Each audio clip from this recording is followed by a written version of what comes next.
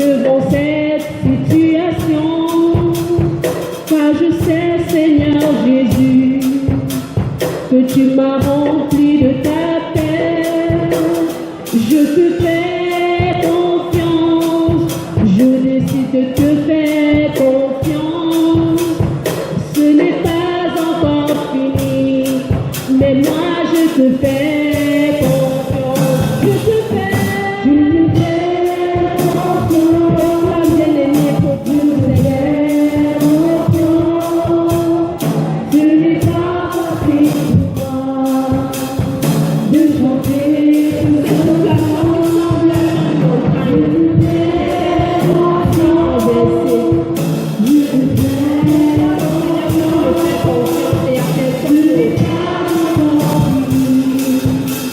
je te fais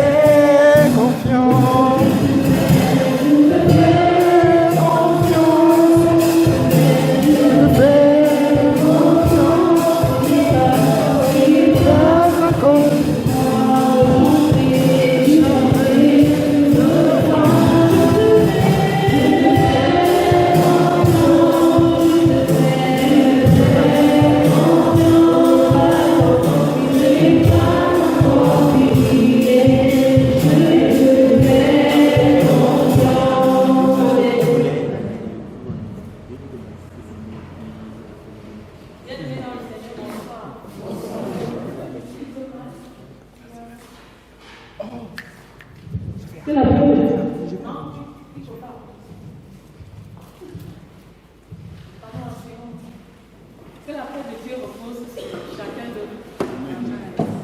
Je ne voudrais vraiment pas justifier mon retard, donc je demande pardon à Dieu. Et je vous demande sincèrement pardon pour ce temps.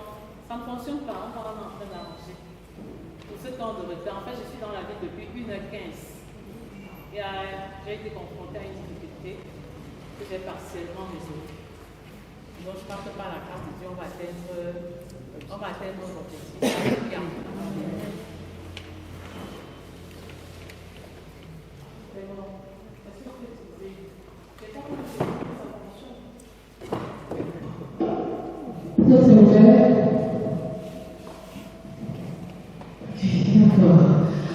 Que la paix de Dieu repose sur vous une fois de plus. On va commencer de manière très pédagogique par la mission de ce qu'on a vu hier. Est-ce que de manière très rapide, de manière très succincte, quelqu'un peut nous dire en une phrase, en un mot, en un groupe de mots, ce qu'on a vu hier? Ce qui vous a marqué, ce que le Seigneur nous a, comment je vais dire, appris, le dépôt que vous avez reçu. Voilà.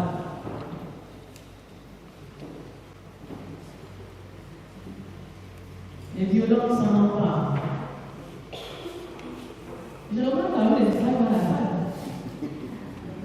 Est-ce que je dois choisir les volontaires?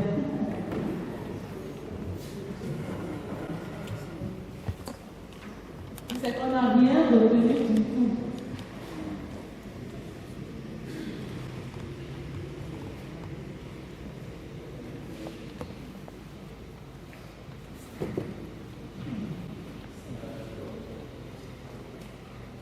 Oui, viens en doigt.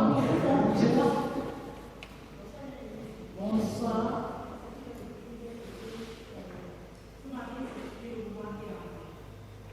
Et se marier, c'est mourir en soi. C'est le cimetière du moi pour renaître dans le nous. Mourir en soi pour renaître dans le bonheur de l'autre. Parce que si je meurs en moi et je ne renais pas dans le bonheur de l'autre, en fait, j'ai raté l'objectif. Si je meurs en moi, il faut que je renaisse dans le bonheur ou que je ressuscite dans le bonheur de l'autre. Sinon, c'est une sorte de démission. Merci maman, je suis d'accord avec ça. Une autre réaction, oui maman. Maman Jeannette. Oui, nous avons également dit que si notre jeunesse va en dérive, c'est parce qu'il y a une crise de modèle. Les parents ne sont pas des exemples pour les enfants. Merci beaucoup. Les parents ne sont plus des exemples pour les enfants. Il y a donc une crise de modèle et une crise de référence pour la nécessité pour les parents de se lever au lieu d'abandonner. Merci beaucoup, maman Jeannette. Puis, maman. Nous avons commencé par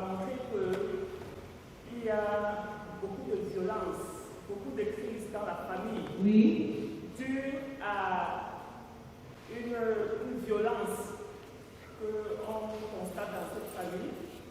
Et cette violence-là est due aussi, surtout, par l'absence des parents. L'absence des parents. Et que les parents ne doivent pas confier l'éducation de leur enfant aux enseignants, aux pasteurs, aux répétiteurs.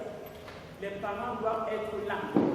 Et au moment où les vacances arrivent, nous devons saisir cette occasion pour marquer notre présence dans la famille, en encadrant nos enfants, en leur montrant que nous sommes ensemble, qu'on peut avoir un droit de regard sur ce qu'ils font.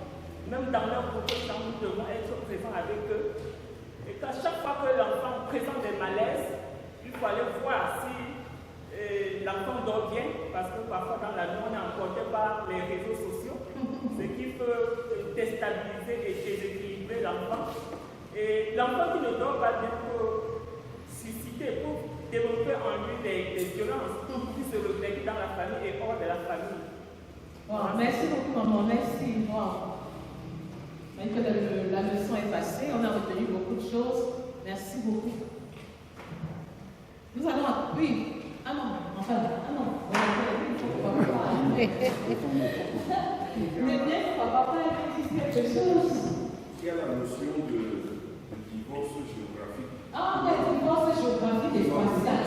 J'espère qu'il n'y aura pas de divorce géographique et spatial en ce jour dans cette salle. Bon, si vous êtes mariés, rapprochez-vous de votre femme ou de votre mari. Pour que nous ne parlions plus de divorce géographique ou spatial.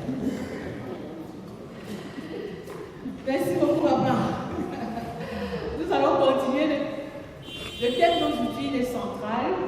Il est délicat. Je prie que le Saint-Esprit me donne vraiment un sens important de synthèse. Un sens important de synthèse pour que je parvienne à dire en peu de mots des choses essentielles. Parce qu'il y aura un espace réservé aux ateliers par la suite. Et les ateliers ont autant de valeur que l'enseignement qui a été communiqué. On ne pourra pas prendre beaucoup de questions parce qu'on prendra le temps ou la peine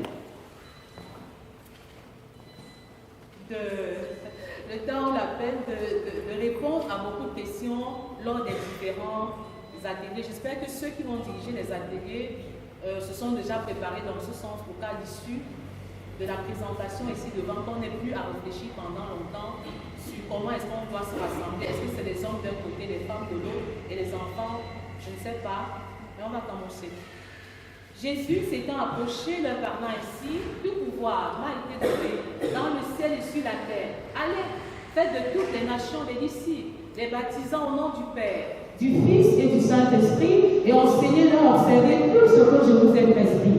Et voici, je suis avec vous tous les jours jusqu'à la fin du monde. Tant qu'un homme sera dans les ténèbres, je m'investirai et j'investirai. Tant que les hommes n'aimeront pas leurs femmes, comme Christ a aimé et dirigé l'Église, je m'investirai et j'investirai.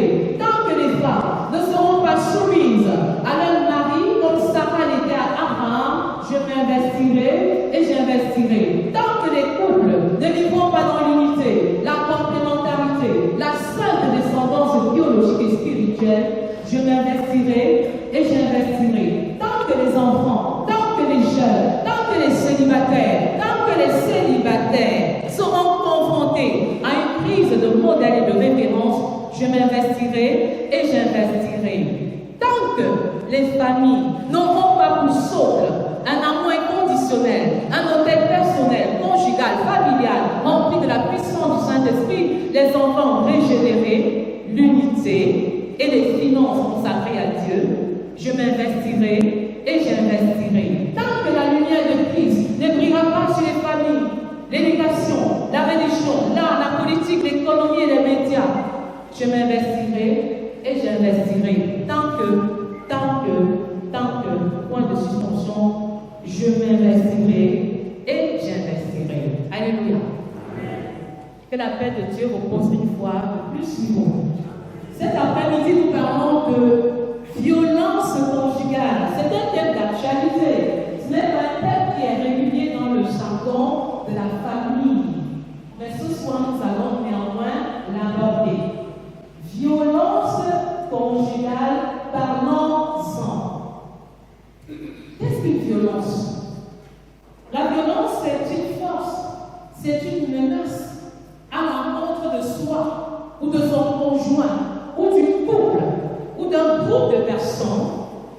pourrait engendrer des traumatismes graves et même la mort.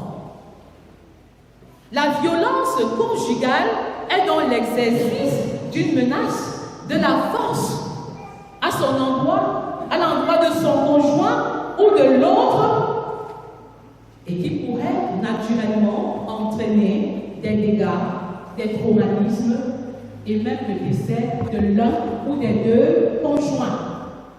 C'est un abus de pouvoir et c'est un abus d'autorité. C'est-à-dire que Dieu vous donne le pouvoir pour bénir les autres, mais vous utilisez ce pouvoir pour les déstabiliser, pour les détruire. En tant que mari, tu es une autorité dans ta famille.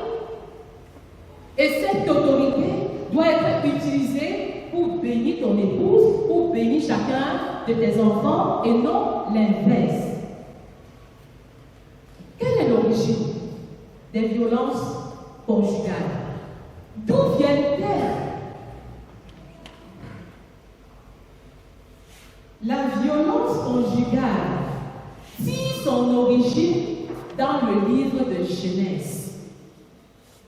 Dès lors que Adam et Ève ont désobéi à Dieu, la violence conjugale est entrée dans le monde. Adam qui avait dit, voici l'os de mes os et la chair de ma chair, sans aucune transition, dit à Dieu que la femme que tu as mise à côté de moi, c'est une violence verbale. C'est le point de départ de la dictature, de la domination. Et elle va répondre à la domination, à la dictature de son mari par l'insoumission.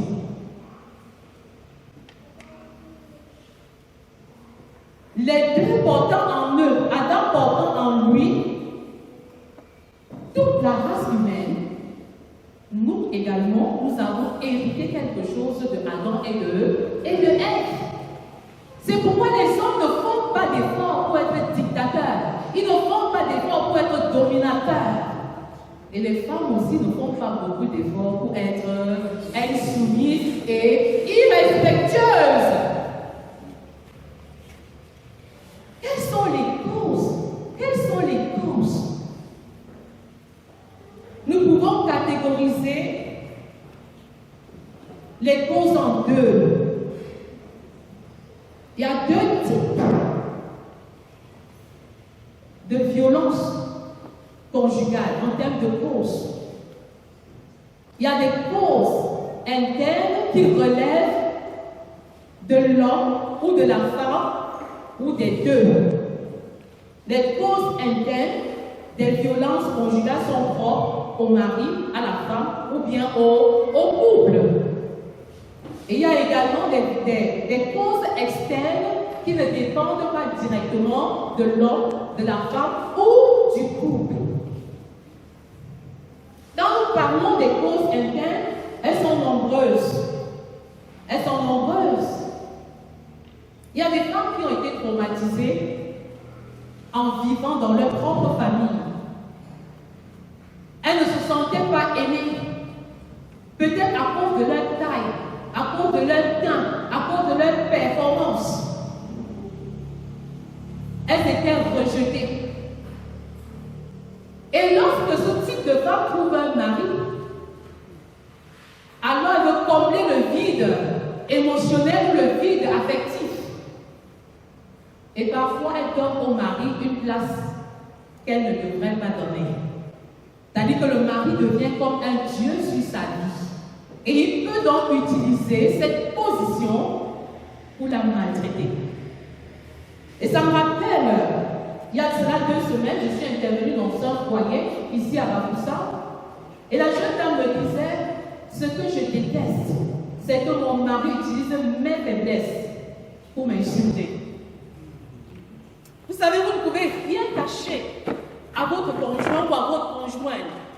Mais quand ce conjoint ou cette conjointe utilise vos faiblesses pour vous déstabiliser, ça devient très grave. C'est une forme de violence verbale et même psychologique. Et vous devenez moins performant. Parlons des causes internes. Il peut s'agir comment je vais dire ça, des convoitises, de l'orgueil de la vie.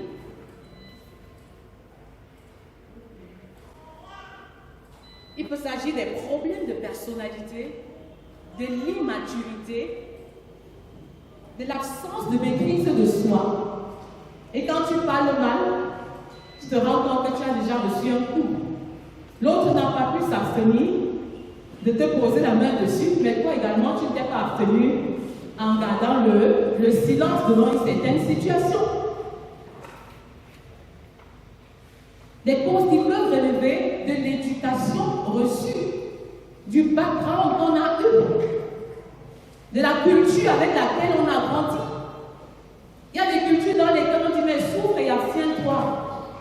Les femmes ne doivent pas crier, elles ne doivent pas pleurer, elles ne doivent pas se plaindre à haute voix de leur mari. Donc tu souffres et tu gardes le silence. Un silence philosophique, un silence stoïque, un silence alors que tout va mal à l'intérieur de toi. Parfois ce sont des blessures émotionnelles qui entraînent les femmes ou les hommes à endurer un certain nombre de choses. Il y a des cultures dans lesquelles on dit qu'un homme ne pleure jamais. C'est pas vrai parce que même Jésus a pleuré. Le plus court verset de la Bible dit que et Jésus pleura. Quand Lazare est mort, Jésus a exprimé sa douleur. Donc Dieu n'est pas contre le fait qu'on exprime sa douleur, qu'on dise ce que l'on ressent au fond de soi. Et il est contre le fait qu'on le dise de la mauvaise manière, de la mauvaise façon. Parce que Dieu est un ami, mais il n'est pas un égal. Il n'est pas égal à nous. Il y a également les causes externes.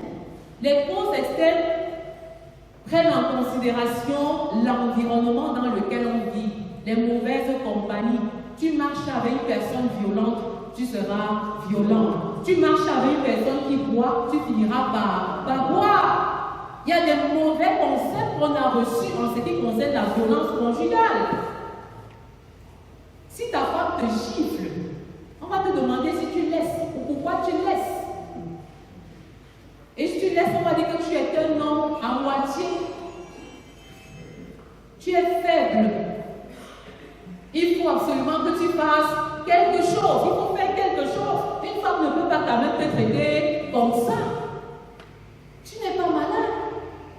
Et donc le danger de cette façon de réagir, c'est quoi? C'est que les hommes endurent des violences conjugales, mais n'ont pas le courage d'en parler. Ils se disent, si je me plains, qu'est-ce qu'on va penser de moi? Et je me rappelle de cette femme qui pouvait me dire, mais je le tape, je le bastonne copieusement à mon ami et je le pousse au fond du lit. Vous savez, il y a des femmes qui sont des homas, c'est-à-dire qui ont des caractéristiques là, masculines et qui sont suffisamment développées même sur un plan physique et biologique. Mais ce n'est pas le mari qui a eu le courage de me dire que ma femme tape sur moi. C'est plutôt la femme qui a dit que je vais te dire la vérité. Vous voyez un peu ce que je suis en train de dire. Mais parce que culturellement parlant, on ne voudrait pas entendre un homme dire que ma femme me domine ou ma femme a le dessus sur moi. Ça paraît bizarre entre guillemets, mais il n'y a rien de bizarre. Parce que la force de cette femme était une force naturelle. Elle lui venait de Dieu, sauf qu'elle ne savait pas utiliser ça à bon escient. Elle pouvait utiliser cette force pour défendre son mari, mais pas pour combattre son mari. Parce que le mari n'est pas un ennemi. Le mari n'est pas un concurrent. Il y a des hommes qui endurent des choses terribles. Il y a des hommes qui ne peuvent pas rentrer chez eux après une longue et pénible journée de travail. Parce qu'il va trouver à la maison une femme querelleuse. Avec un chapelet de problèmes. Quand tu vas manger, c'est un problème. Quand tu ne vas pas manger, c'est encore un autre problème. Quand tu rentres tôt, c'est un problème. Tu rentres tard, c'est encore un autre problème. Généralement, lorsqu'on parle de violence, on a toujours comme impression que c'est à sens unique. C'est-à-dire que de l'homme vers la femme. Non, il y a également de la violence du côté de la femme vers l'homme. C'est vice-versa. C'est vice-versa. pense que les hommes aussi devraient être prêts à dénoncer, à dire des choses, à s'exprimer, sans avoir honte.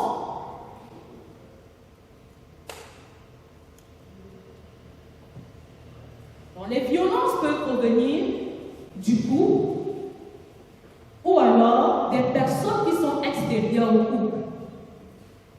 Il y a l'ingérence des familles, l'ingérence, je voulais dire, abusive des familles et des belles familles dans les affaires conjugales. C'est-à-dire que c'est la mère ou la belle-mère qui vient dicter ce qu'il y a lieu de faire dans le foyer. C'est une forme de violence. Il y a des belles-mères qui sont des rivales dans le foyer de leur propre enfant. Et ici à l'ouest, c'est récurrent. Ce n'est pas parce que votre fille a accouché que vous êtes astreint de passer la nuit avec elle sur le même lit alors que son mari est présent. C'est une forme de violence, les mamans. Parce que la Bible dit qu'on ne doit pas séparer ce que Dieu a uni. Et dans beaucoup de familles, on va voir le mari passer la nuit au salon dans une autre chambre parce que la mère tient à dormir avec sa fille sur le même lit. Après le mariage, ce n'est pas bon. Ce n'est pas bon. Elles peuvent être internes ou externes. Les mauvaises compagnies. Les parents qui n'encouragent pas les enfants à se développer. Une fois qu'ils sont mariés, donnons-leur un peu de temps. On n'apprend pas les essais et pas les erreurs. Il faut donner l'occasion aux jeunes couples d'échouer avant de réussir. Quand ils échouent, ils peuvent mieux apprendre de leurs erreurs que toute autre parole que vous pouvez leur communiquer. Ne soyez pas surprotecteurs. Laissez les jeunes s'affirmer. N'ayez pas peur. Ils ne vont pas mourir. Dieu est là et il veille sur eux. Parlant des causes internes, il y a une cause que je voudrais vraiment signaler là. Il y a le mauvais caractère, le mauvais développement du bon caractère. À l'école, quand tu es amoureux, on ne te dit pas ce qu'il faut faire. Si tu es enceinte et qu'on le constate, on t'exclut du lycée. Mais si j'aime mon camarade de classe, ou si je suis amoureux de mon professeur, quelle attitude est-ce que je vais développer? Donc les questions de caractère ne sont pas développées dans nos écoles. Et parfois, malheureusement, pas dans nos propres familles. On ne naît pas un bon caractère. Mais on développe un bon caractère. On ne naît pas patient, on ne naît pas responsable, on ne naît pas respectueux. On devient respectueux, on devient responsable, on devient patient. Même si tu as l'air d'être patient par nature, je dis bien patient par nature, la patience que te donne le Saint-Esprit est totalement différente et c'est elle qui résiste à l'usure du temps. Même si tu es par nature joyeux ou joyeuse, seule la joie que donne le Saint-Esprit peut surmonter les difficultés et les circonstances douloureuses. Dans la formation du caractère, le développement du bon caractère reste un indice capital pour vaincre les violences conjugales et pour bâtir un mariage qui honore le Seigneur. Un autre détail qui est capital, c'est la formation et la préparation au mariage. Et je voudrais vraiment insister sur cet élément. Pourquoi? Parce que Jésus a passé 3 bonnes années à former ses disciples en s'appuyant sur 3 choses. En 3 ans, il s'est appuyé sur 3 choses. Il a formé en s'appuyant sur la théorie, la simulation et la pratique. Et en tant qu'imitateur de Christ, on devrait former nos enfants de la même façon. Quand vous voulez être un pilote, on vous forme en vous appuyant sur ces 3 principes. Vous aurez des cours théoriques, vous aurez des vols simulés et vous aurez la pratique. Malheureusement, le cadre familial qui devrait être l'environnement par excellence d'édification et de formation a raté d'atteindre cet objectif. Souvenez-vous que nous disions hier que nos maisons sont censées être le tout premier centre de formation au-delà de l'école, de l'église, de l'environnement et de la société. type 2 à 4, dit que les femmes les plus âgées devraient apprendre aux jeunes femmes à aimer leur mari et à aimer leurs enfants. Parce que aimer n'est pas naturel. Aimer de l'amour divin est surnaturel. Aimer s'apprend à travers des efforts, à travers des sacrifices. Aimer, c'est tout un apprentissage. Mais ce n'est pas quand vous allez vous marier à 30 ans qu'il faut apprendre à aimer, c'est tard. C'est pourquoi j'interpelle fortement les parents à faire de leur maison le tout premier centre de formation avec une emphase, avec insistance sur la préparation au mariage, sur la formation prénuptiale. Et j'ai l'habitude de dire au moment que j'en parle que la formation prénuptiale devrait commencer au plus tard, à l'âge de l'adolescence et de la préadolescence. C'est-à-dire qu'un enfant à 10 ans, il doit apprendre ce que signifie être un homme selon le cœur de Dieu. Quand une jeune fille a 10 ans, elle doit apprendre à comprendre ce que c'est qu'une femme selon le cœur de Dieu. Quand vous commencez à leur communiquer cette valeur à partir de 25 ans, 30 ans ou 35 ans, à l'âge où ils se marient, eux, ils se sont déjà développé une philosophie propre à eux. Ils ne sont plus sensibles à ce que vous leur dites. Parce qu'ils ont rempli leur tête, leur conscience de beaucoup d'autres valeurs que vous n'avez pas communiquées à temps opportun.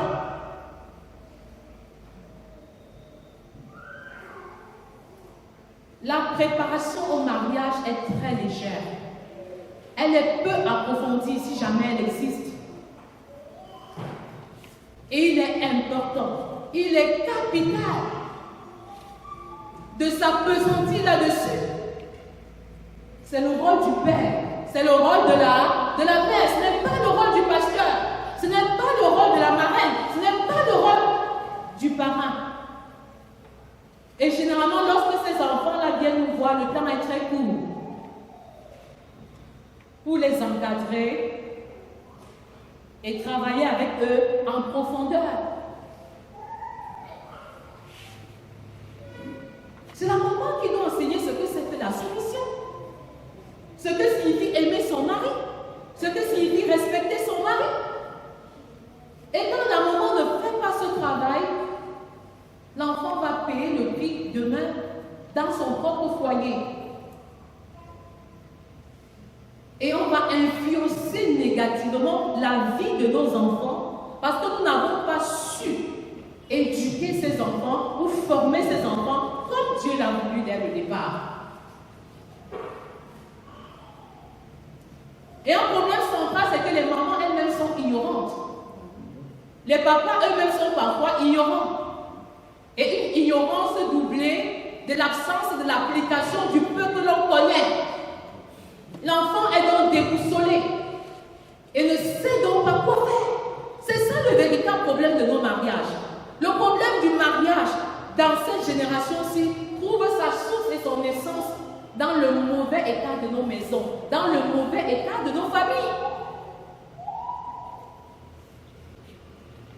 Un enfant qui est bien édifié, qui est bien formé, aura moins de difficultés dans son foyer, aura moins de problèmes dans son foyer. Mais combien sont les parents qui sont prêts à payer le prix de l'édification de leurs enfants? Il faut beaucoup d'années pour enseigner à un enfant ce que c'est que la soumission, à une jeune fille, et pour qu'elle comprenne. Vous savez pourquoi? Parce que notre société est aux antipodes de la soumission. Lorsqu'on envoie un enfant à l'école, mais c'est pour qu'il soit chef d'entreprise. C'est pour qu'il soit ingénieur. C'est pour qu'il dirige les hommes. C'est pour qu'il domine le monde. C'est pourquoi le concept de la soumission est difficile à être perçu par les jeunes femmes dans cette génération. On travaille pour être au-dessus des autres. Et si possible, avec le capitalisme, les dominer. Et avoir le maximum pour soi-même. Voilà les valeurs que la société nous communique. Et maintenant, la soumission à Dieu devient très compliquée. La soumission au mari devient impossible. Parce que si tu ne peux pas te soumettre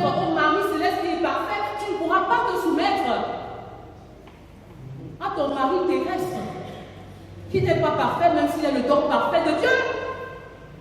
Les enfants aussi ont du mal à comprendre, les enfants garçons bien sûr, ont du mal à comprendre la notion de chef.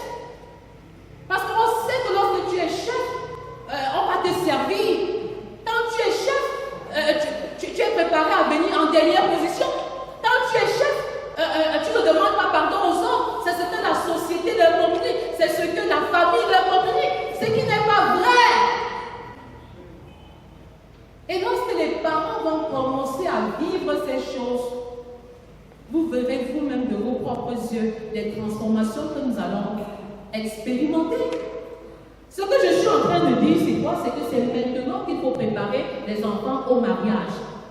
Il ne faut pas attendre que quelqu'un vienne frapper à la porte pour commencer à chercher qui sera le pasteur qui bénira le mariage, qui sera le parrain ou la marraine. Ce n'est pas le moment indiqué.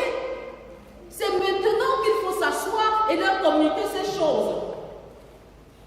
Et pour ce faire, les parents doivent se mettre à l'école de la parole de Dieu, ce que la parole de Dieu dit concernant le rôle, les responsabilités de rôle de la femme, les responsabilités de rôle de l'homme. Quand j'explique par exemple aux femmes que la première responsabilité de la femme à l'endroit de son mari, c'est de l'aimer, elles sont surprises.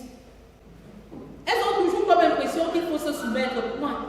Et je leur démontre donc que si tu n'aimes pas ton mari, tu ne peux pas te soumettre et tu ne peux pas le respecter. Et que la base du respect et de la soumission, c'est l'amour inconditionnel à l'endroit de son mari. Et ce genre de valeur se développe dans la maison, dans la famille. La famille est le cadre par excellence où on se prépare au mariage. Les parents que Dieu nous a donnés, l'environnement familial dans lequel nous nous trouvons sont des excellents cadres dans lesquels on devrait préparer nos enfants au mariage. Comment est-ce qu'ils vivent entre eux? Quand ils ont des problèmes, des conflits, comment est-ce qu'ils résolvent leurs problèmes? Est-ce que lorsque l'un tape sur l'autre, l'autre rentre directement?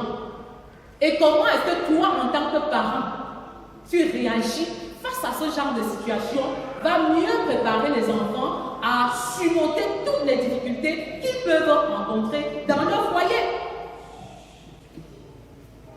Cela veut dire que c'est nous qui développons, travaillons à développer les enfants violents même au sein de nos maisons. Si un enfant apprend à pardonner et à aimer inconditionnellement dans la maison des parents, est-ce que ce sera compliqué d'aimer et de pardonner inconditionnellement dans le foyer? Non! Mais aujourd'hui, c'est difficile de voir un homme dire à sa femme, je te demande pardon pour telle faute que j'ai commise. Les plus courageux vont acheter un présent en rentrant. Et le soir, on va te donner le présent. Et ça a le droit de deviner que le présent est conforme au problème que j'ai commis le matin. Vous voyez, et les femmes n'aiment pas ça, surtout quand elles ont un pouvoir financier important. Quand tu vas lui dire, comment elle te repose là-bas? Parce qu'elle a plus besoin de ta présence, elle a plus besoin de ton affection que toute autre chose. Est-ce que vous comprenez un peu ça? Et c'est comme ça qu'on s'exerce sur soi-même ou sur l'autre des violences de manière inconsciente. Mais rentre et demande pardon à ton enfant. En fait, tu es en train de lui dire que quand tu es chef pour servir les autres. Comme Christ a servi l'Église, comme Christ a lavé les pieds de ses disciples. Mais toi là, papi n'a jamais vu comment tu laves un plat. Et demain tu veux que papi lave le plat chez lui. Ce n'est pas possible. J'ai l'habitude de dire à mes garçons, quand tu laves les habits, lave très bien. Parce que demain tu vas laver ceux de ta femme. Tu vas aussi laver ceux de tes enfants. Et même quand la jeune fille est en train de laver les habits, je fais la même remarque. Et donc il faut qu'ils fassent le lien entre ce qu'ils font maintenant et les avantages pour demain. Et même si à la jeune fille, prépare bien. Demain tu vas préparer comme ça pour toute la famille. Lave bien les habits parce que tu le feras pour ton mari et pour les enfants. Pour qu'ils se rendent compte et qu'ils se projettent déjà dans l'avenir.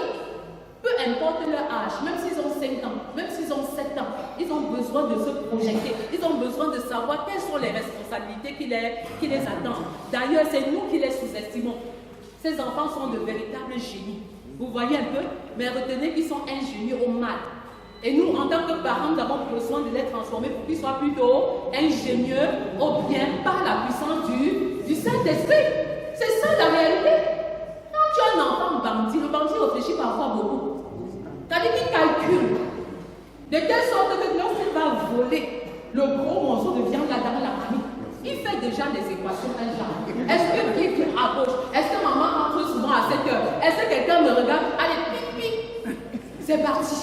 Il réfléchit beaucoup. Mais maintenant, on peut l'aider à orienter cette intelligence dans un autre sens.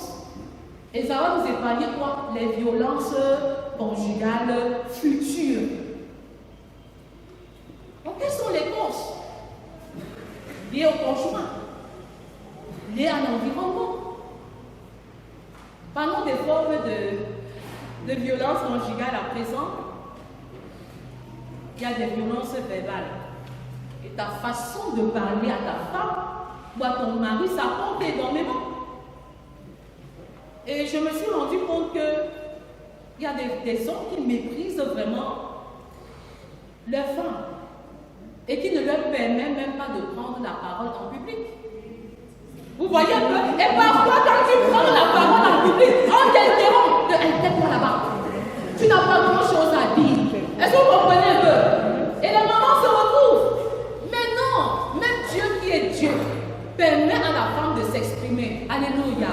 Les femmes étaient les premiers témoins de la résurrection. Dans Luc 8, les femmes ont même soutenu le ministère de Jésus. Mais aujourd'hui, vous ne pouvez pas demander à une femme de se taire. Au moment où on est en train de parler ou de discuter d'un sujet saillant, où elle voudrait donner son avis, où elle voudrait donner son opinion.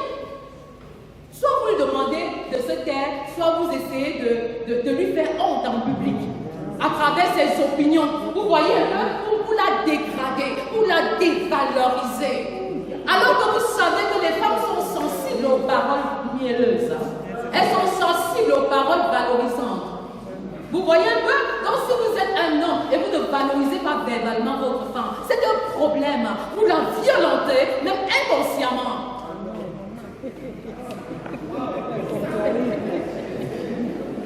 Et ça c'est grave, vous savez, parfois votre femme a changé de coiffure. Elle a acheté une nouvelle robe. Elle met sa robe et elle tourne beaucoup dans la chambre là, devant vous. Elle attend une petite appréciation. Et vous ne dites absolument rien. C'est un non-événement. Aucune attention. Elle se pose donc la question, est-ce que je suis vraiment avec mon mari? Mais le paradoxe, c'est que dès qu'elle sort, le boutiquier de la place apprécie sa coiffure.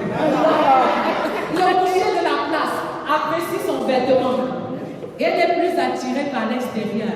Et tu vas commencer à dire que, alors que je lui donne tout. Je lui donne tout, mais tu ne lui as pas donné l'affection. Tu n'as pas donné ton attention. Tu ne lui as pas donné ta considération. Désolée. Vous voyez un peu? Elle est mal en point. Elle est mal en point. Parce que quand elle marche, l'autre, qui n'est même rien pour elle, peut apprécier sa sublime démarche. Une démarche majestueuse, une démarche angélique. Et elle a envie de dire, oh, Nata,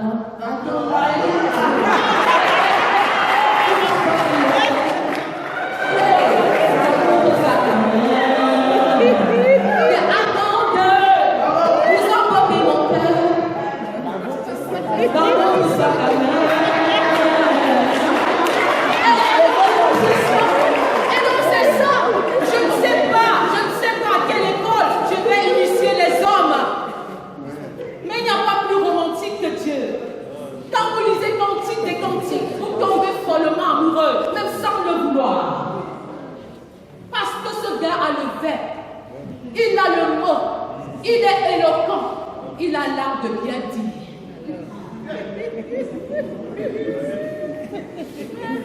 Je me rappelais, je parlais de la romance avec une dame dont le mari était à l'université et elle a été tellement séduite par le sens élevé de la romance de Dieu qu'elle allait lire le même texte à son mari.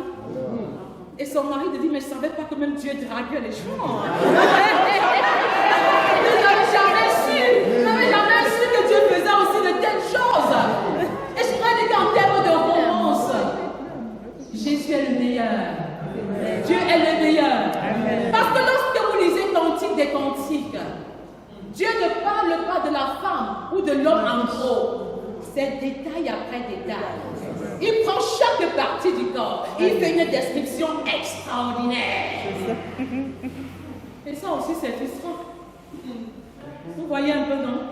Tu as vécu dans la chastité, pureté toute ta vie. Tu n'as jamais vu un homme nu, tu n'as jamais vu une femme nue. Et le jour où tu te déshabilles, quelqu'un a tendance à déprécier certaines parties de ton corps. C'est une grosse violence. Si jamais vous avez essayé une chose pareille, allez écorcher-la tout de suite. Il y a beaucoup de frustration dans le cœur de l'autre qui se remet en question. Vous n'avez jamais créé un être humain. Donc ne remettez pas en question la créature de Dieu ou l'œuvre du Créateur. Alléluia. C'est très important. Quand tu aimes ta femme, elle ne sera jamais vieille à tes yeux. Elle est toujours neuve et renouvelée. Quand tu aimes ton mari, il ne sera jamais vieux à tes yeux. Il sera toujours neuf et renouvelé par le Saint-Esprit. Alléluia.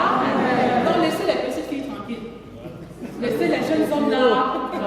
Et réjouissez-vous de la femme de votre jeunesse. Alléluia. Amen. C'est de ça qu'il est question. La violence verbale. Tu es chez toi, mais tu ne peux pas parler. Et je connais un couple comme ça, où la femme est enseignante et le mari est infirmier. Mais le mari est 10 fois complexé. Toutes les fois où la femme veut prendre l'école, n'est-ce pas, c'est vous qui avez fréquenté le long crayon. Tu vas encore nous enseigner quoi aujourd'hui? Nous ne sommes pas au lycée. Nous sommes en famille. Est-ce que vous comprenez? Et la femme ne peut pas prendre parole dans sa propre maison. C'est une violence réelle. La violence verbale. Il y a des violences physiques. Des coups de pied, des coups de poing, et parfois dans des parties intimes de l'autre. Vous voyez un peu, beaucoup de choses qui peuvent s'en suivre. J'ai eu à échanger avec beaucoup de mamans, beaucoup de femmes qui ont perdu leur enfant à cause d'un grand coup de pied. À l'issue des violences conjugales, c'est fréquent. Avortement sur avortement. Mais ça, c'est dangereux. Tu ne sais même pas ce que tu détruis à l'intérieur. Il y a des choses qui se passent. C'est douloureux. Des violences psychologiques caractérisées par des jalousies. Des jalousies, je voudrais dire malsaines. Parce que Dieu lui-même nous aime et il est jaloux. Mais tu ne portes de jalousie. C'est pourquoi je parle de jalousie malsaine, ou qui pousse l'autre à contrôler les actions de son conjoint ou de sa conjointe, à fouiller dans son téléphone, à soupçonner des personnes avec qui l'autre marche. Et vous voyez, avec les nouvelles technologies de communication, les choses ne sont pas aisées. Il y a cela une semaine, c'est une dame qui m'appelle et qui me dit que mais je subis des violences de la part de mon mari. Mais je dis que qu'est-ce qui s'est passé? Il se trouve que dans mon répertoire, il y avait un message qui disait bébé, oh, bébé, oh. Je ne sais même pas qui me l'a envoyé. Dès qu'il a entendu ça, il a dit que tu me trompes. Madame, tu me trompes. Dis-moi exactement avec qui tu me veux. Et le lendemain, il allait aussi rendre l'appareil dehors. Non seulement il a bien bu, mais il a aussi acheté chercher quelqu'un pour se venger. Est-ce que vous voyez? Mais il n'en était rien. La femme me dit, mais moi je me suis mariée bien, je n'ai même pas connu d'homme avant de me marier. Et ce n'est pas dans le mariage avec ma mère de 7 enfants que je vais aller chercher qui que ce soit. Est-ce que vous voyez un peu? Parce qu'à force de scruter le lait de traite, là vous finissez par trouver un cheveu blanc à l'intérieur. Tu fouilles les messages, tu tiens à lire les messages. Il y a des messages qui ne vont pas t'aider. Vous voyez un peu? Moi, j'ai accès libre au téléphone de mon mari, mais moi, je n'aurai jamais le temps de venir fouiller ci ou ça. Ça ne vous aide pas.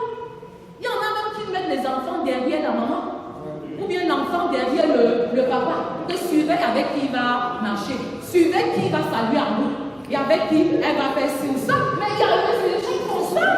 Elle est jalouse. Une dame de me rapporter, mon mari me soupçonne même déjà. Depuis que je fais plusieurs litiges à l'église. Il dit que je sors avec le pasteur. Que ce n'est même pas pour bien qu'il me donne trop de responsabilités à l'église comme ça. Pauvre pasteur, il n'est même pas au courant de cette affaire. Est-ce que vous voyez cette violence psychologique? Vous accusez quelqu'un sur quelque chose qu'il ne connaît même pas, qu'il ne reconnaît même pas. Et dans certains cas, vous poussez même l'autre à aller faire ce que vous êtes en train de dire. Et si vous comprenez un peu ça, elles sont verbales, les violences, elles sont physiques, elles sont psychologiques, mais elles sont aussi sexuelles, économiques et financières. Vous voyez un peu ça? En fait, le refus de satisfaire votre mari, votre femme, est un aveu de violence. Parce qu'une fois que vous êtes marié avec 1 Corinthiens 7, les versets 2 à 5, votre corps ne vous appartient plus. Ah oui, le corps de la femme appartient à son mari. Et le corps du mari appartient à sa femme. Mon mari dit souvent que confiscation des droits d'autrui. Me mettez-les. Confiscation des biens d'autrui. C'est grave.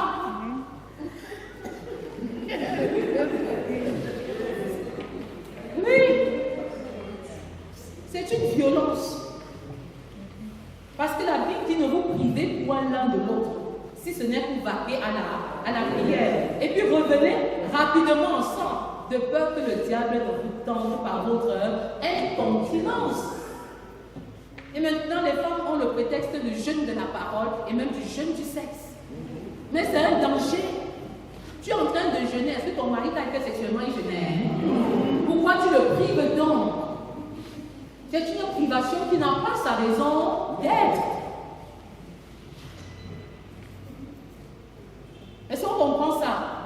Une privation qui n'a pas sa raison d'être.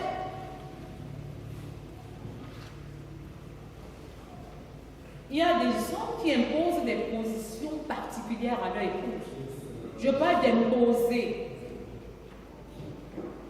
lors d'une intimité sexuelle. C'est une forme de violence. L'adultère, c'est la violence. La polygamie aussi, c'est une forme de violence. On en parlait hier avec le mec. La violence. Sur le plan sexuel. Vous savez qu'il y a même le viol conjugal, n'est-ce pas? Aller avec l'autre sans son consentement. Et les femmes s'en plaignent énormément. Que je me retrouve seulement la nuit, quelqu'un sur moi, je ne sais même pas quand ça va commencer.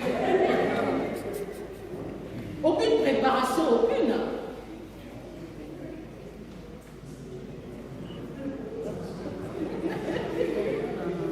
La violence sexuelle est une réalité dans nos foyers, même si on n'en parle pas. C'est une réalité. Il faut se donner librement à son mari et à sa femme librement.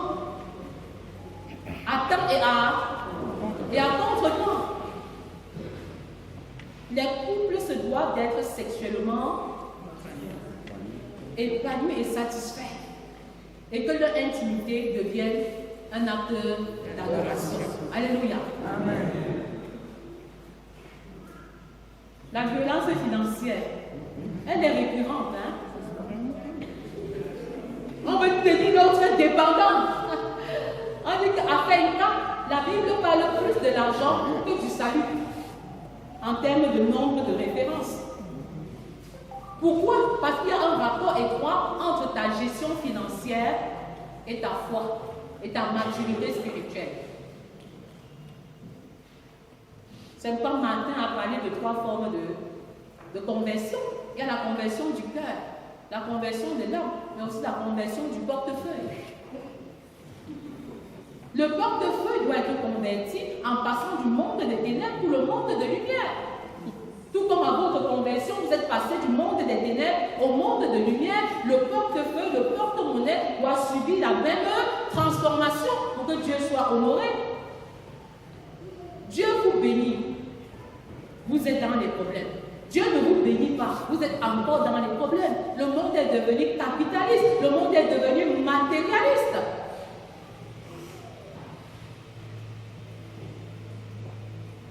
C'est l'argent qui donne la directive à suivre, qui donne les directions à suivre. C'est dangereux. J'ai vu plusieurs femmes vider le compte bancaire de la famille et prendre la clé des charges. Même si c'est 50 milliards, ce n'est pas une finalité, ça va finir. L'argent n'est un moyen. Il ne devrait pas être un maître. Mais j'ai vu aussi des hommes vraiment dominer leur femme. Quand il dit pose ici. Quand il pose que je peux partir. Elle n'a même plus droit à la parole. Du moment où elle a déposé, elle n'a plus droit à la. Lorsque vous n'impliquez pas l'autre dans la gestion financière, c'est un problème, c'est une violence. C'est bien de gérer à deux. Que l'autre gaspille ou pas. Parce que généralement, dans les couples, on a toujours les modèles financiers différents. Dans un couple, vous allez pouvoir quelqu'un qui dépense beaucoup et un autre qui ne dépense pas. C'est normal, c'est Dieu qui a fait pour ça, ce n'est pas un problème. Maintenant, si vous voulez amener celui qui dépense beaucoup à ne pas dépenser, vous faites problème. L'objectif n'est pas de changer le modèle financier de l'autre. Pourquoi? Parce que chaque décision financière est une décision spirituelle.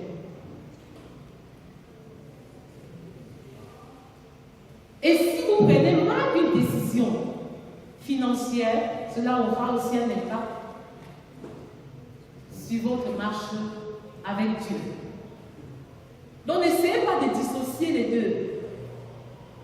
Quand le Seigneur Jésus a dit à l'homme, au jeune homme, il va et vend tous tes biens, suis-moi, il est rentré tout triste. Et dans cette génération, l'argent est en train de prendre la place de Dieu dans les... Oui, à la place même des cœurs, certaines femmes ont mis des machines à calculer. Donc son amour est proportionnel à la grosseur de votre porte-monnaie. Et les hommes aussi ne veulent plus épouser les consommatrices entre guillemets. Finalement, c'est la course effrénée vers l'argent et vers le matériel qui finit par déstabiliser les foyers, qui finit par détruire les couples. Donc ne cherche pas à changer le modèle financier de l'autre. Mais tu peux l'aider en l'acceptant d'abord tel qu'il est, tel qu'elle est. Avec le temps, le modèle financier va s'améliorer naturellement. C'était le cas dans notre foyer, mais aujourd'hui on a un équilibre réel. Et on s'accorde facilement dans ce qu'il faut dépenser et dans ce qu'il faut économiser. Ouais, c'est ça le problème des couples. Et c'est là où la violence est. Là où la femme dit qu'il faut épargner, le mari dit qu'il faut plutôt dépenser. Là où le mari dit qu'il faut dépenser, elle dit non, il faut plutôt. Et de manière discrète, l'un va aller et vider le compte. Prendre de l'argent à l'insu de l'autre. Faire des dépenses et ne surtout pas les justifier par la suite. L'argent et encore l'argent. À l'Éternel, la terre et tout ce qu'elle renferme, le monde et ceux qui l'habitent, que le son de verset 1. Nous devons faire attention que l'argent ne nous décide pas. Quelles sont les conséquences des violences conjugales? Elles sont nombreuses. Le divorce, les déchirures, la compromission de l'héritage des enfants. Vous voyez, ceux qui s'enfuient avec ces 30 millions-là, c'est l'argent de toute la famille. C'est l'argent des enfants, de leur école, de leurs études. C'est grave. Des traumatismes graves. Et je me rappelle cette dame, cette collègue qui est venue me dire après 12 années que je ne peux plus te vivre. J'ai très peur quand mon mari rentre à la maison. Je ne peux fournir un effort que lorsqu'il est absent. Parce qu'il me critique énormément. Tout ce que je fais, il remet en question. Et elle va aller jusqu'à me dire, quand je lave même le sol, il revient et relave le même sol. Je lave les habits, il les décroche sur la porte, il les relave. Et comme si cela ne suffisait pas, il tape de temps à autre sur moi. Après 12 années, en fait, la plus grosse erreur de sa vie, c'est qu'elle avait cru qu'elle pouvait changer son mari. Elle a cru un temps soit peu qu'elle pouvait le changer. Elle s'est rendue compte que c'était une peine perdue et que seul le Saint-Esprit peut transformer un. Elle s'est convertie, ça fait à peine 6 mois. Elle était sur le mauvais chemin. Son mari également. L'une des difficultés que les femmes ont, ainsi que les hommes, c'est qu'ils veulent lutter contre les violences conjugales en étant sur le mauvais chemin. Vous êtes sur une piste d'athlétisme qui va d'ici ou là. Dès qu'on dit avant ou après, vous courez dans l'autre sens. Vous êtes éliminé même si vous êtes connu. Parce que vous ne courez pas selon les règles. Ne combattez pas selon les règles. Et c'est dangereux. Tous les couples connaissent la violence, sous une forme ou sous une autre. Vous ne pouvez pas être dans un foyer, dire que vous n'avez pas expérimenté les violences conjugales. Ce n'est pas possible. Ça a des degrés différents. Mais le plus important, c'est l'attitude de cœur avec laquelle vous traversez ces violences-là. Quand vous traversez les violences conjugales avec une attitude positive, les violences vous bâtissent. Mais quand vous les affrontez avec une attitude négative, elles vous détruisent. Détruisent votre conjoint, détruisent votre foyer et détruisent même l'héritage de vos enfants. Avec quelle attitude vais-je affronter dorénavant les violences conjugales? Et j'ai envie de dire, est-ce que vous pensez que Jésus, en tant que célibataire de son état, a été victime des violences conjugales? Qu'est-ce que vous en pensez? Et si jamais il a été victime des violences conjugales, qui en était l'auteur? Et quelle a été son attitude? Réfléchissons-en. Si je ne réponds pas à la question, interpellez-moi, je vais y répondre. Nous avons dit qu'il est notre modèle. Mais est-ce qu'en termes de violence conjugale, nous avons quelque chose à apprendre de Jésus? Le pasteur dit oui. On va voir si la maison tout à l'heure ou pas. Et c'est que beaucoup disent non, en silence, dans les cœurs. Pas ici convaincu, beaucoup disent non, n'est-ce pas? C'est la réponse que j'ai dit dans les visages. Il y a un peu le pasteur qui dit oui. Les autres disent avançons. Les violences conjugales, est-ce qu'il y en a eu dans la Bible? Est-ce qu'il y a des exemples de violences conjugales dans la Bible? Oui, il y en a eu. Il y en a eu. Prenons le cas de Ève. Elle va violenter Adam. Elle a commencé par violenter Dieu, le mari céleste, en désobéissant et en entraînant son mari dans une sorte de désobéissance. Elle a été désobéissante à l'endroit de Dieu et soumise à l'endroit de son mari Adam. Et toutes les fois que vous n'allez pas aider votre mari à atteindre le but pour lequel Dieu vous a mis ensemble, vous êtes en train d'exercer une violence à son endroit. Parce qu'elle avait pour mission de compléter Adam. Et elle a raté cette mission et elle a entraîné le monde entier dans un chaos terrible. Jézabel a fait preuve de violence à l'endroit de son mari, le roi Akab. Elle était dictatrice, dominatrice, tyrannique. Elle prenait surtout la place et l'autorité de son mari. Et toutes les fois où vous allez prendre la place de votre mari, sachez que vous êtes en train d'exercer une violence à son endroit. Abraham a exercé une véritable forme de violence sur Sarah. Il a été incapable de la protéger à 2 reprises. De dire qui il était véritablement à l'endroit de cette femme. Et a laissé ainsi Sarah à la merci de ses admirateurs et de ses prédateurs. Toutes les fois où vous ne protégez pas votre femme, vous exercez une violence à son endroit. Il y a des hommes qui voient le serpent et qui appellent leur femme. Ça vous fait rire, mais c'est une réalité. Vous comprenez un peu? Et une fois, il y a un homme qui a appelé au secours parce qu'on volait, on était en train de cambrioler chez eux. Et quand nous avons accouru, on est arrivé, il y a que la femme qui est sortie. Le mari est resté cloîtré dans la chambre.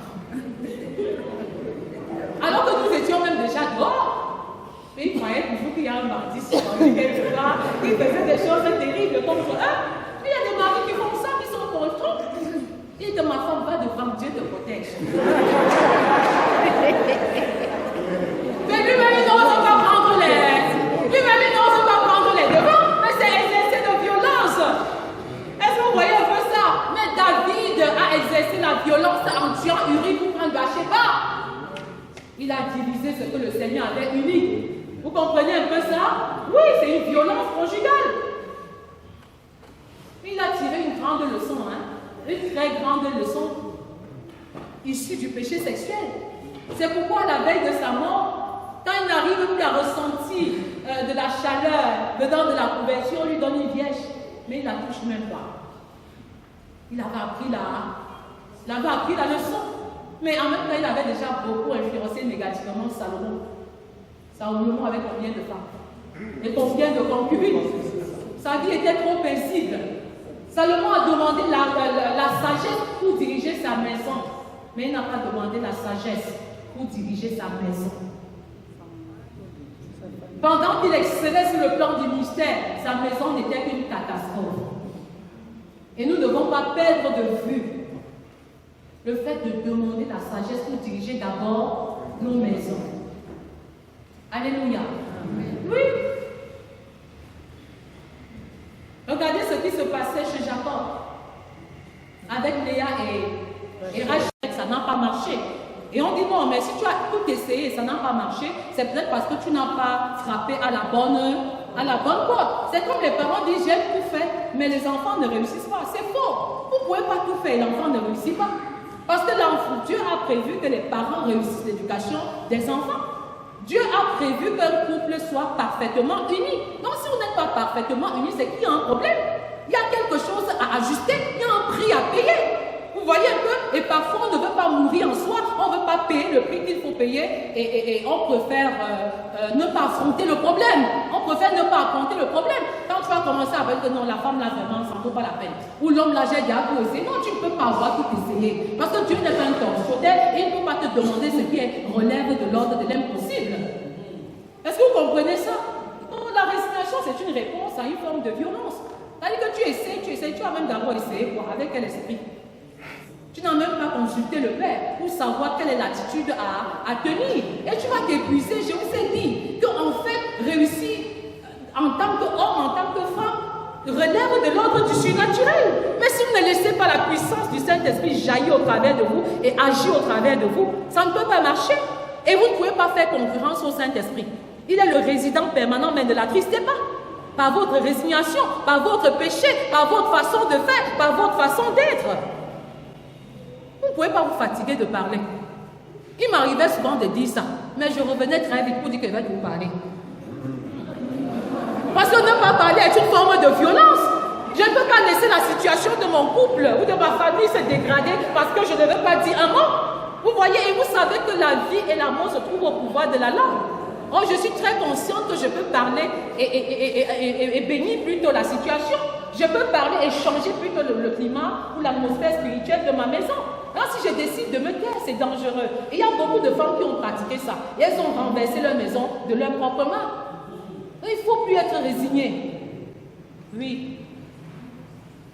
Ok, je voulais savoir si dans la Bible, à quel degré, c'est-à-dire à quel degré la soumission s'exprime.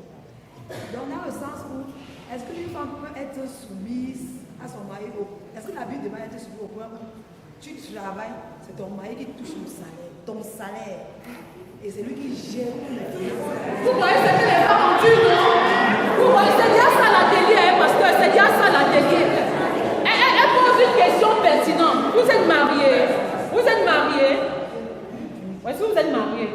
Oui, j'ai dit ça parce que je suis victime, ma petite soeur dit ça, et c'est comme ça, elle travaille, elle n'est plus même pas au pays, mais c'est son mari qui touche son salaire.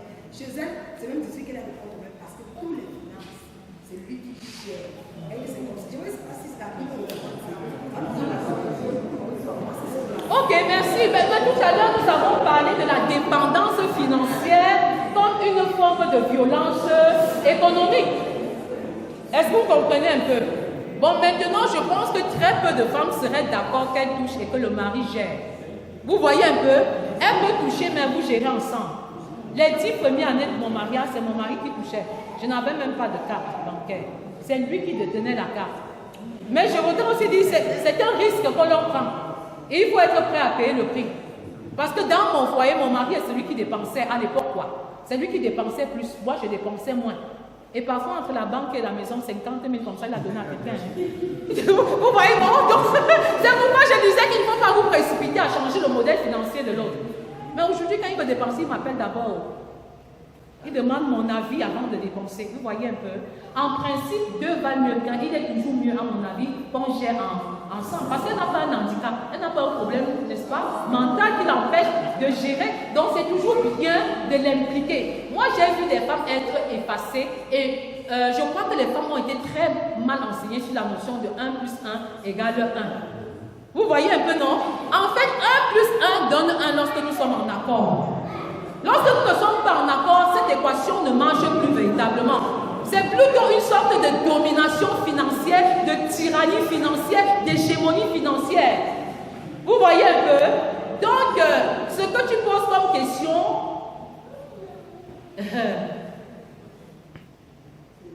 je crois que beaucoup de femmes auraient souhaité parler de ça aussi.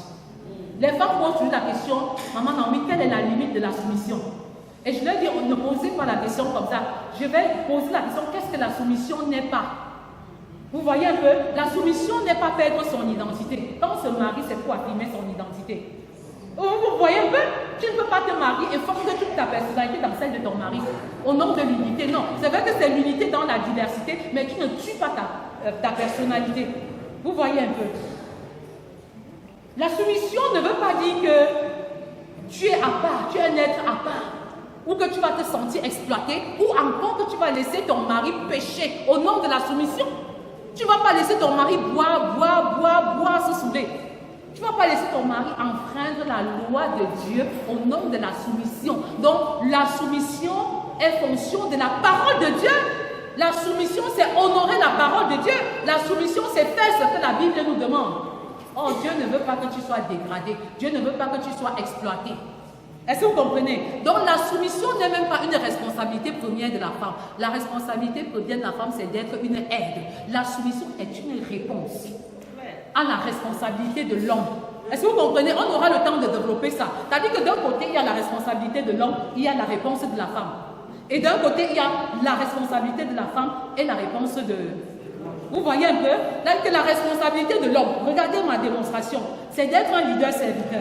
Pendant que l'homme a la responsabilité d'être un leader qui aime et qui dirige sa maison, la femme se doit de lui être soumise. Parce que si elle n'est pas soumise, le mari ne peut pas la diriger. Si elle n'est pas soumise, le mari ne peut même pas l'aimer. C'est pourquoi je dis que se soumettre, c'est donner le pouvoir et l'autorité au mari pour qu'il m'aime et qu'il me dirige. Cela veut dire que si mon mari ne m'aime pas et ne me dirige pas de la bonne manière, il peut arriver que j'ai une part de responsabilité dans ce qui m'arrive. Est-ce que ça se comprend un peu? C'est ça, le mari, il aime, il dirige. Et moi, je me soumets à lui. Se soumettre, c'est suivre son initiative. Est-ce que vous comprenez un peu? Donc, la soumission, c'est la réponse de la femme par rapport au plan de Dieu pour le projet du couple. Or, Dieu veut que le couple soit comment? Uni, complémentaire, qu'il soit une bénédiction pour leurs enfants biologiques et pour les enfants qui n'ont pas engendré. Donc, c'est en fonction de ça que tu réponds à ton mari. Prends l'exemple d'Abigaïl, la femme de Nabal. Mais elle est allée à l'encontre de son mari, mais elle était approuvée par Dieu. Vous voyez un peu quand il fallait offrir de quoi manger à David. Et par la suite, Dieu a même frappé le mari et elle a épousé David. Est-ce que vous comprenez un peu? Nous avons besoin de beaucoup de sagesse, de discernement quand il faut se soumettre. Parce que les femmes se soumettent aveuglement, elles se soumettent sans comprendre, elles se soumettent sans savoir même où elles vont. C'est la parole qui nous oriente sur le chemin de la soumission, sur la voie de la soumission. La soumission ne veut pas dire que tu rentres un soir, ton mari te dit mets-toi à genoux, je tape dans 5 côtés, 1, 2, et tu fais ça devant tous les enfants. Imagine des femmes qui subissaient ce genre de choses. Que ce que tu as fait là, ce soir, ça mérite 25 coups et devant les enfants. Vous voyez, ce n'est plus la soumission. Ce n'est plus la soumission. Est-ce qu'on comprend un peu? Ce n'est plus ça la soumission. Une dernière question, si vous permettez, on va prier. et on va faire les ateliers plutôt demain parce que le temps presse.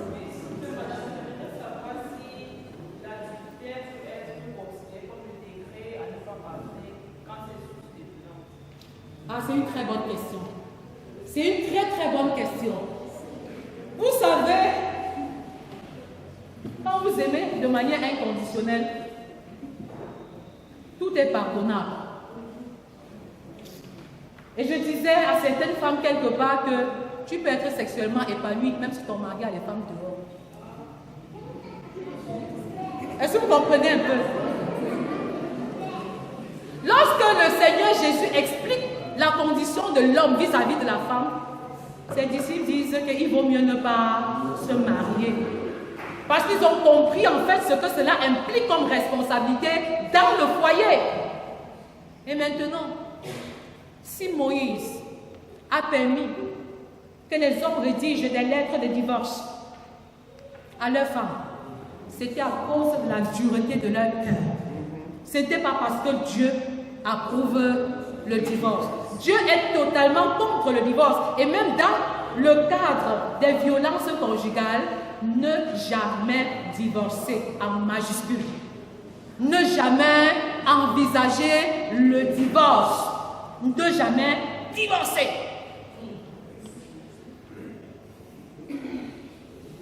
En cas d'adultère, souviens-toi que l'église que nous sommes prostituées.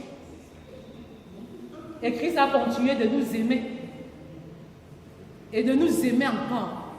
Et de nous aimer davantage. La lettre de divorce, c'est à cause de la dureté des cœurs. C'est comme il y a le feu dehors. Et un enfant dit, maman, je voudrais sortir. Tu dis que mon fils ne sort pas. Maman, je te dis que je voudrais sortir. Je dis que ne sors pas. Je dis que maman, tu n'entends pas que depuis je veux sortir. Avec que sors alors. Que sors alors. Mais est-ce que la maman approuve la sortie du garçon? C'est la même chose. Il n'y a pas de péché qu'on ne puisse pardonner. En pardonnant l'adultère, tu sors ton mari de l'abîme. Et c'est l'erreur que beaucoup de femmes ont commise. Si ton mari est adultère et il est dans l'abîme, tu es la seule personne qui peut envoyer un film sortir de là. Et je connais une maman, après une conférence comme celle-ci à Boya, son mari était un Don Juan, il tirait pip sur tout ce qui bougeait. Et quand sa femme a appris le pouvoir de la prière pour garder sa maison et pour garder son foyer, elle a prié, vraiment prié, et bien prié. Vous savez ce qui s'est passé? Quand le mari sort comme ça, tendant, il n'est pas opérationnel. Il va encore là-bas que tchou, tendant, viens,